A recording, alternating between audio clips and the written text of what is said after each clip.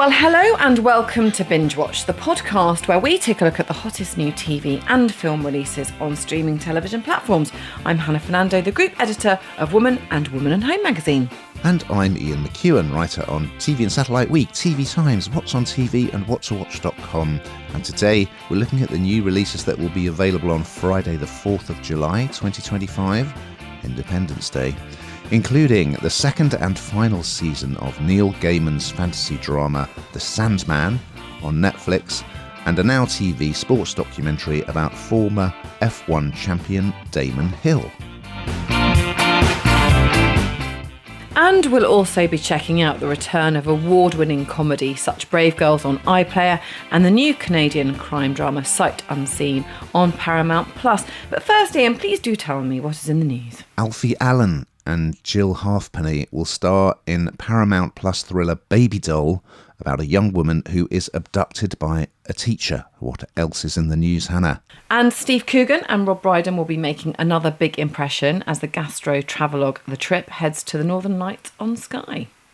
We're going to start on Sky documentaries and Now TV. Well, it's very much the age of the sports documentary, isn't it, Hannah? And here's another one. It's called Hill, and here's a clip. My whole life, people had been asking me if I was going to be a racing driver like my dad. And there I was, within a point of winning the world championship.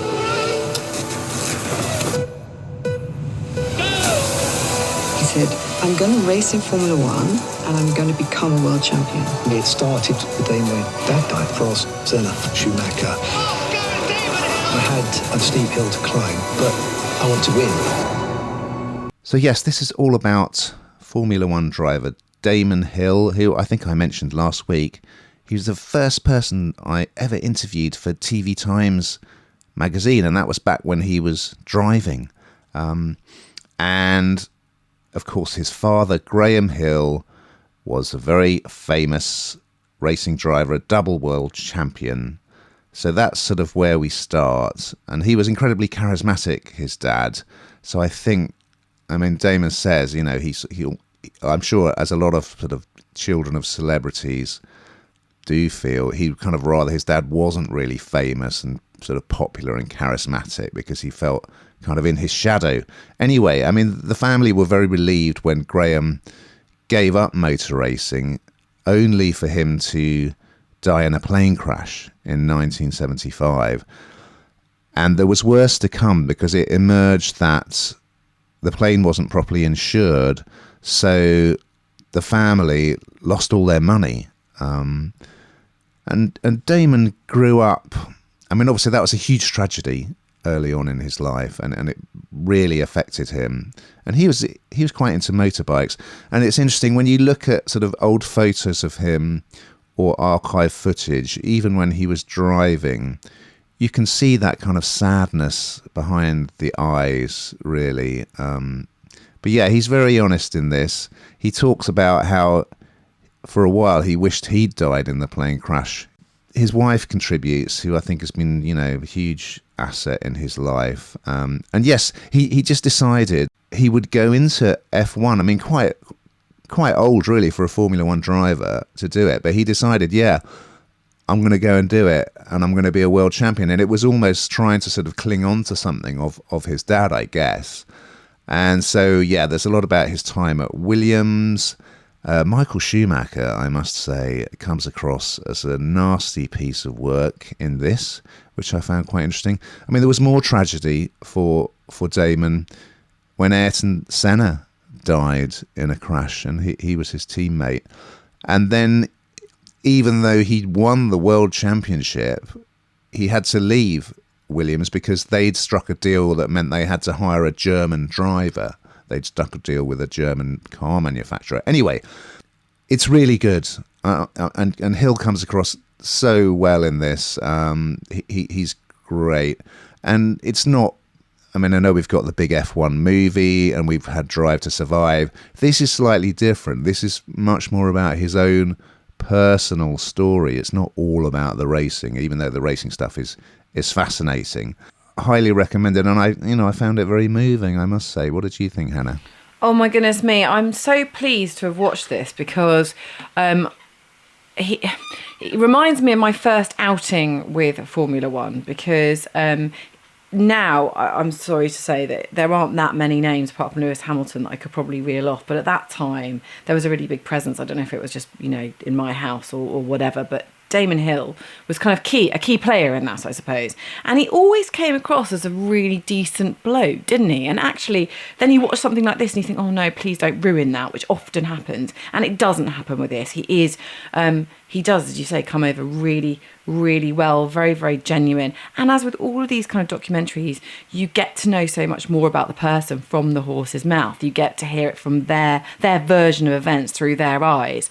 And, this sport is so dangerous. We know that, but yet it has an outing during its season, every fortnight. And it's just so incredibly dangerous. And I suppose that's why you paid the big bucks or whatever, but what's the price on life? And I think you really see that, the paciness of this, the sheer determination. You've got to want to do this, haven't you, to get in that car and drive at that speed. And because anything can happen, accidents can, and they do happen, as you say. It's a really thorough story, and I really don't think you need to be into F1 to love this. I think it is having a moment again. It does seem to be back on everyone's screens in the weekends with that kind of whizzing noise that my mum describes that seems relentless. But I don't think you have to love Formula One to watch this. I really don't. I think this is a really interesting person with a really interesting story. Yeah, thumbs up from me. We move across to Paramount Plus for a new crime drama called Sight Unseen. And here's a clip. I'm afraid it's conclusive. You're clinically blind. Been waiting for an open. Think of this as a chance to explore a new world. It's the 21st century and we can do better than a grubby stick. I brought you something that might help. Clip the camera on, and the phone connects you to a guide that sees for you. Describes everything around you. The Seeing Eye app. It's called Eyes Up. Well, if you like detective dramas, then I reckon this is one for you, and you're going to be binging on it pretty quickly. So, as you say, this is the new Paramount Plus series, and it revolves around a homicide detective called Tess Avery, played by Dolly Lewis, and she's losing her sight. Hence the title of this. This actually has had its first outing in Canada last year, and was heralded as something completely brilliant and in a league of its own. And I think it's going to be a bit of a treat for us over here too. I think from what I've seen of it so far, you'll get hooked pretty quickly because it is quite pacey. It's a different take on this kind of genre, I would say. And as I say, Tess Avery starts to lose her sight during a crime case that she's overseeing, and it's really awful. It's really sad. I think it's one of those things that you can't even imagine. You put yourself in that situation and how much changes in your world, particularly somebody who needs their eyes, and we all need our eyes, of course we do, but you know what I mean, someone this is so important to their job, and it's a genetic condition, and it's rapid. And so she doesn't really want to accept any help. So you have the whole kind of personal side of that. You have a whole relationship side as well as the professional side. And I think that's what makes this slightly unique, really. And she's also, she as a person has quite a big story. There's quite a lot of issues that she has to overcome anyway to get outside and do her job, and to kind of be the person that I suppose that we see to fight crime and do these big cases. So you get entrenched pretty quickly in this. It doesn't take long for you to be, completely into this. Because she's losing her sight and is kind of reluctant to accept any help, she pairs up, and this is where the weird stuff happens, in my opinion. She pairs up with this agoraphobic visual guide, Sunny Patel, via an app. And basically the app becomes her eyes.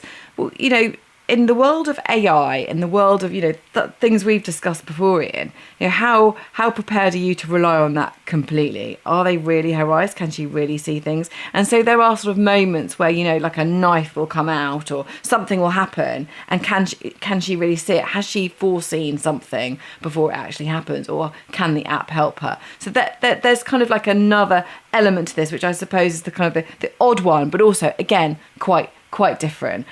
For me, I found it quite intriguing. I thought it was really, really very good. I do think that this is one of those things that you're just going to want to just keep on binging. It won't be something you can turn the television off. You want to see the end of it. And it was a hit last year in another territory. So why wouldn't it be here? What did you think, Ian? Yeah, I had a problem with this in that I just don't believe the basic premise. It's just ludicrous. So, as you say, they're trying to. They think a woman's been abducted who may be dead or dying, and they're trying to stop the guy that they think has abducted her. And suddenly, she just can't really see anything anymore. It happens really quickly, but for some reason, she decides to keep that a secret. She doesn't tell anyone. I mean, she resigns from her job, but she doesn't say why. It's just like, well, no one would do that, So that's really odd. And then, yes, as you say, I think it's called something like Eyes Up, this app. So she has a tiny little camera that she wears, and then she has an earpiece. And so this woman in New York, Sunny, played by Agam Darshi, is looking at what Tess is seeing and telling her, someone's trying to shake your hand, stand up and put your right arm out, or, just telling her where everything is, obstacles and whatever, or things she needs to notice. That is quite an intriguing idea tech-wise, but it wouldn't work. But there is quite a funny scene, I must admit, where she's had a one-night stand, somehow without the guy realising that she can't see anything at all. And then she needs to use the app to find all her clothes that are kind of scattered around the apartment. Which is, kind of comedic, I guess, deliberately so. So, I think Dolly Lewis is really good, but I just can't really get past the fact that the premise isn't really credible. But, filmed in Vancouver, and as you say, I think it was popular in Canada, so I did enjoy watching it, but at the back of my mind, I just kept thinking this wouldn't happen. But yeah, I did enjoy it. I enjoyed it in my own way. Over on Netflix, we have a second and final series of fantasy drama, The Sandman. And here's a clip. It has begun.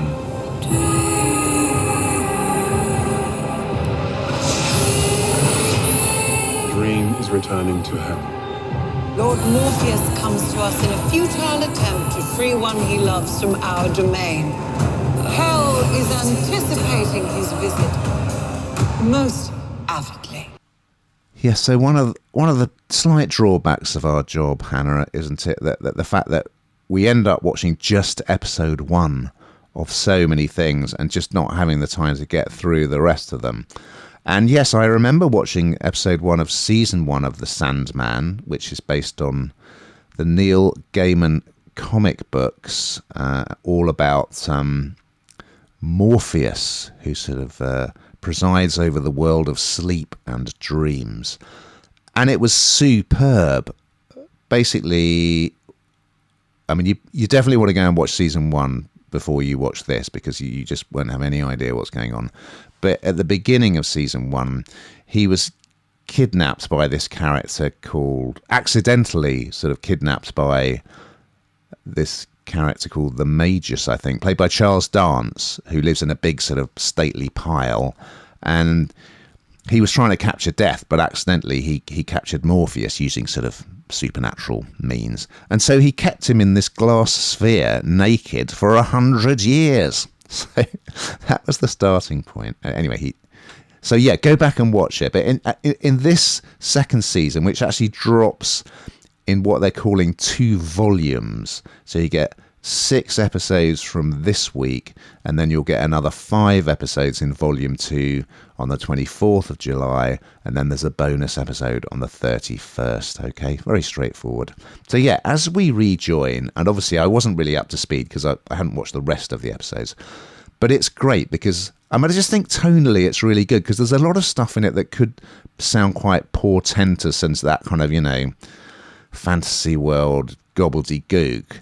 And Tom Sturridge is terrific as Morpheus. He looks very goth-like. A bit the way that Elijah Wood looked perfect to play Frodo Baggins. He really looks the part, and he manages to deliver this kind of gloomy, portentous dialogue really convincingly. He's great. It looks amazing. I think for many years it was thought that this is unfilmable. These comic books are unfilmable. But of course, with all the massive fantasy series we've had now, it is doable, and it looks amazing.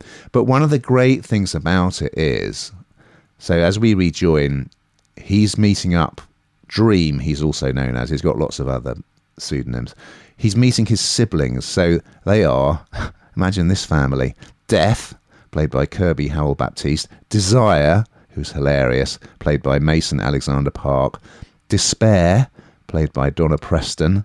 Then there's also Destiny, played by Adrian Lester; and Delirium, played by Esme Creed Miles. There's also another sibling who's not joining them for this reunion, Destruction. And it's just so good because they are like typical bickering siblings. And every time there's quite a sort of formal, portentous sounding line, it's undercut by another line. It's like, oh, well, that's typical of Death to say that. It's so well done. And we also, in episode 1, we kind of get a bit of a backstory of a relationship that dreamed of, if you like, but didn't work out as he wished. So, there's so many great actors in this. You've got Gwendolyn Christie plays Lucifer, and then you've got all these fantasy characters. Like one of them is a crow, another one from the world of dreams is a guy his head is a pumpkin. It's fascinating. You've got Thor with his hammer. Douglas Booth is in it as a royal emissary. You've got the voice of Steve Coogan, who we mentioned a little bit earlier. I think it's really, really top quality, and if you like fantasy drama, and Neil Gaiman's got so many fans, hasn't he? I think they've really done it justice. It's excellent. What did you think, Hannah? Well, you know how I feel about fantasy dramas, and I don't love them, and I don't particularly love this, but that doesn't mean to say it's not great. It's top quality, like you say. There's some great actors in here. The storyline's absolutely brilliant. And if you're into DC comics, this is obviously one for you. And I'm just not, but I can see the brilliance of it and the kind of the very dark side. As you say, a cheery family with all those names, aren't they? Really, really cheery. Imagine conversation around the dinner table. It's absolute fortune to produce something like this as well. So you can imagine the quality and the kind of the love and the kind of everything that's gone into it, really. So I think it's $15 million per episode, I think, is what I read up of how much it cost. So it's a reason it's gone on so long. It's a reason why people are still talking about it. People will be upset because obviously this is the final season, isn't it, Ian? So this is it. It's good, but if you're like me and you don't like this kind of genre, then it's probably not for you. But it's very well done. We've had a documentary. We've had a crime drama. We've had a fantasy drama. So surely it's time for some comedy. Yes, and on BBC iPlayer, we have the return of Such Brave Girls. And here's a clip. Did you know they've got problems with money? Now you're saying that, it is ringing a bell. I will not have any more dead weight in this house. She's released herself from the shackles of the patriarchy. Look at yourself, woman. Mascara down your face, unshaved armpits. You know who you are. I'm Josie. Yes, we do. And this will have you laughing. But it's it's not laugh out loud stuff. It's very, very dry humour, but it just has you sort of tickling, you know, all the way along and sort of like, oh my God, how could they say that? Oh, wow. You know, it's so dry. So I would suggest you watch the previous outing of this because I think it will help set you up, but I don't think it's a necessity. It's quite quickly you'll get to know the characters, the main characters, Josie, Billy and their mum Deb. It's completely chaotic and it's all based around these women's love lives, and it's not for the faint-hearted. It's fairly rude, for want of a better word, quite near the knuckle at times. But it's really raucous and it's really funny, and it probably it's just unfiltered, I suppose is the best way to say it. It's just completely unfiltered. And so the first episode starts with Josie being forced, I would say, to marry somebody she doesn't want to marry. Now she's a lesbian. She doesn't want to marry a man. It's as simple as that. But her mother is forcing her. Her sister is kind of the princess sister who wants that fairy tale wedding, and of course Josie doesn't. And it's very, I suppose, slapstick in that way, because it's so chaotic. She doesn't want to get married, but does everything that her mother tells her to. Meanwhile, on the flip side, you can see the guy she's about to marry and his father. His father is dating Josie's mum, Deb, and so there's some issues kind of around them. For example, she told him that her husband had died when actually he hadn't. And I think one of the biggest things for me is this relationship between the mum and the daughter. And by the way, Josie and Billy, I believe, are sisters in real life. So there's a real massive chemistry there anyway. And I think it's quite palpable, actually. It feels very, very genuine for good reason. But it's the relationship between mother and daughter that I found particularly interesting, because, you're always considering what you're saying to children, aren't you? You're creating them. You're making a mould of them. You're kind of, they're impressionable. And she just completely, literally is so horrible to her. It's unbelievable. She's absolutely horrible. And she's obsessed with her getting married and being looked after, because, of course, her husband walked away and she wants her to have the man that looks after her. It doesn't matter whether she loves him or not. He needs to provide for her, and that's what she wants. And, of course, Josie doesn't want that at all. And, Josie's a pretty neurotic character. She suffers with her mental health, and it just tickles me the whole way through. It's really, really. I've watched the first 2 episodes of this, and I did binge them. And you can get on and do other stuff while you're watching it, actually. You'll just sort of giggle away to yourself as you go and think, oh my God, I can't believe she's saying that. I can't believe that's happening. It's all really quite incredible and really quite unbelievable, but it will have you laughing. What do you think, Ian?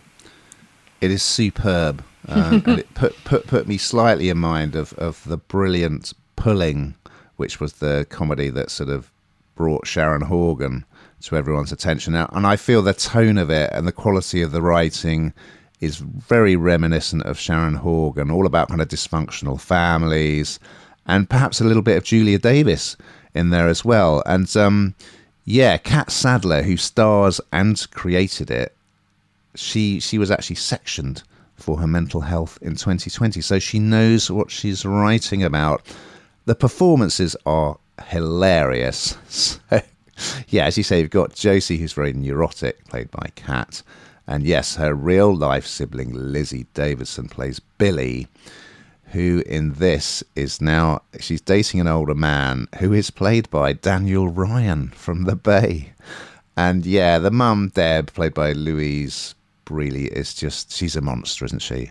And it's a very funny look at, dysfunction, isn't it? And as you say, there's a lot of stuff about you're going to be a kept woman, as if that's like the be all and end all of a woman's life. So yeah, I think it's so good, and it's won awards. Series one deservedly won awards. It really is. If you like Horgan and Davis, you're going to like this.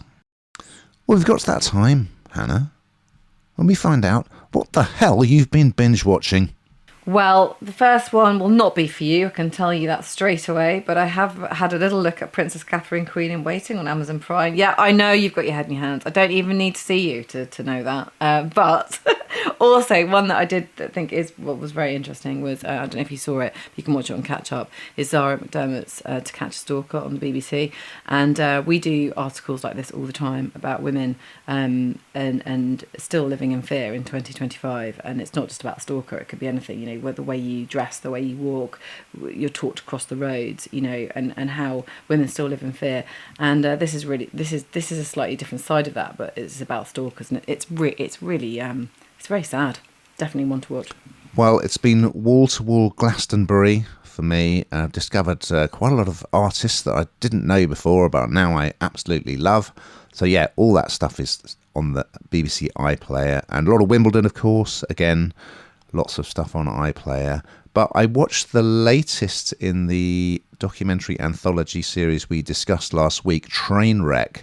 And this one, you've got to watch it, Hannah. It's great. It's all about the guy who created the clothing brand American Apparel and what happened there. And it wasn't good. Anyway, we've just got time to look ahead to next week's offering. So what is on the Binge Watch menu? Well, there'll be a new Netflix comedy drama, Too Much, from Girls creator Lena Dunham. Plus a look back at Spielberg's classic shark movie in Jaws at 50, the definitive inside story, on Nat Geo and Disney+. So we look forward to those and much, much more. But in the meantime, dear listeners, keep